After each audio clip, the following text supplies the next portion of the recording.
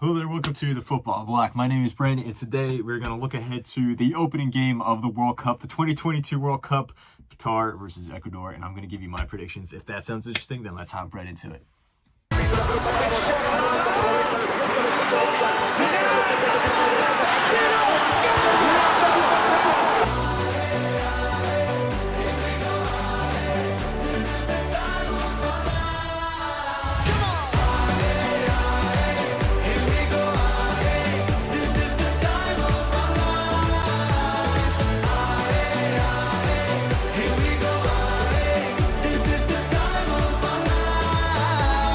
So the 2022 World Cup is finally here, and we have the opening match on Sunday morning. And in that match, we'll see Qatar, the host nation, go up against Ecuador from South America.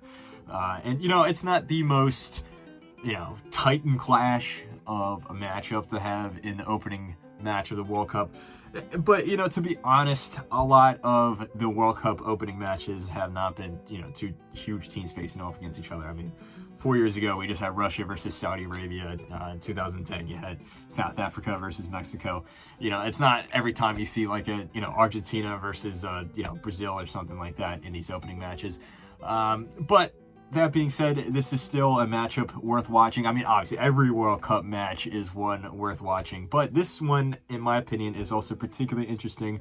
Not just because it's the opening match, not just because it's the host Qatar, but I feel like these teams are two very exciting teams. I think this game should be a fun game to watch. I think it's a very evenly matched game as well.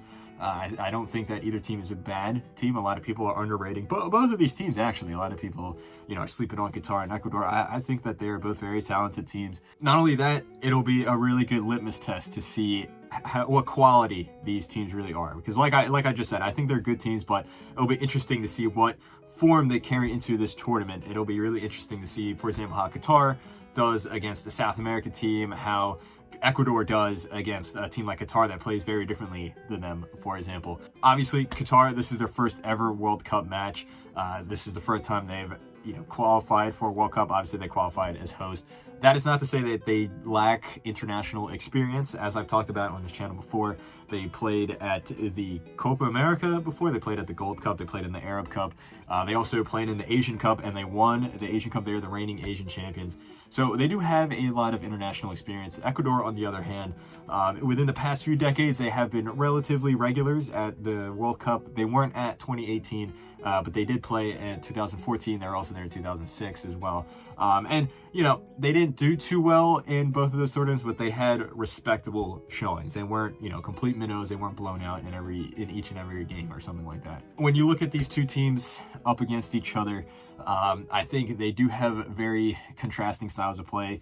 Ecuador is a very attack-heavy team. They're a very fun team to watch. They're just very energetic, very dynamic. If you watch them throughout the South American qualifiers, especially in those first few rounds, they completely crush teams. Like, for example, they dropped 6 goals on Colombia and beat them 6-1.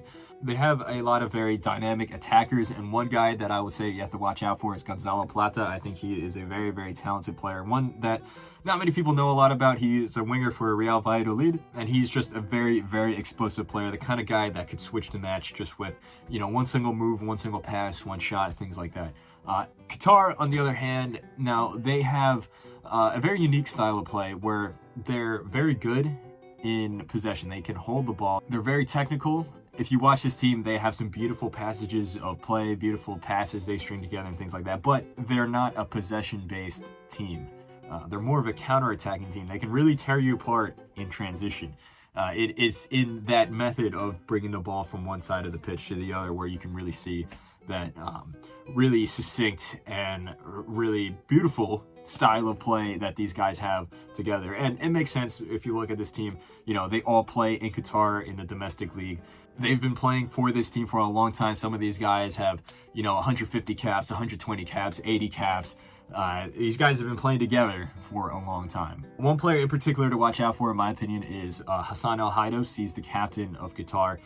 He's been playing for this team for years, and he is their record appearance holder. He also has close to 40 goals for his country as well. He's the guy that a lot of the attack just completely comes out of him. Like, this entire attack is many times centered around his creativity, the way he controls the ball. He can really take control of the pace of the game, things like that. Now, when it comes on to my match prediction, though, I'm going to say that because of the host advantage and because of their style of play, I think Qatar will come out on top. I just think that because they're so good in transition, because they're so good in tearing teams apart on the counterattack, that will play heavy into what Ecuador likes to play, where they're just attack, attack, attack. I expect Ecuador to have most of the possession, but once they lose the ball, then they'll be susceptible to a Qatari attack. I'm going to say Qatar win 2-1. I'm going to say Akram Afif, the guy who always appears for Qatar, is always a danger out on the left wing. I'm going to say he is going to score the opening goal of the match, the opening goal of the 2022 World Cup. And I'm going to say Plata equalizes in the second half, only for Almoez Ali to score the winner in the second half, late in the second half. Almoez Ali is a guy that is just a proven goal scorer for Qatar. He's scored at, obviously the Asian Cup, but he scored at the Copa America, the Gold Cup, the Arab Cup. And I think he will score at the World Cup. He is tied for Qatar's all-time leading goal scorer, and all he needs is just one more to be the official all-time leading goal scorer for his nation.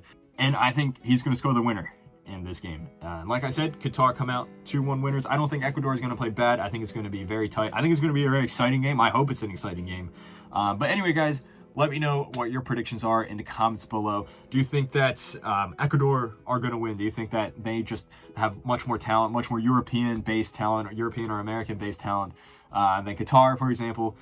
Do you think that Qatar is going to win, but it's going to be a little dubious? Do you think there's a little, suspicions of corruption going on? There's already been rumors that Qatar tried to bribe Ecuadorian players or something like that.